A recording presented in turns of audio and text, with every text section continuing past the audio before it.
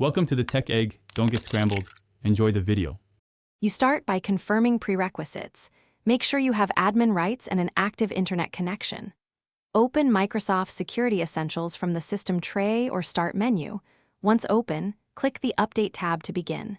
You do this now so definition downloads arrive unblocked. If Windows Update paused, resume it. Otherwise, Security Essentials may not fetch the latest definitions. While waiting, note the last update timestamp so you can verify progress at the end. You click Update and watch the progress bar. Definition files can be large and may take several minutes depending on speed. While they download, monitor CPU and disk usage to avoid overload. Close heavy apps if performance dips. If the updater reports missing components, run Windows Update to install prerequisite updates and then retry Update. Make sure the update completes fully. Partial updates leave you exposed. Once files apply, the status will switch to updated or show a timestamp.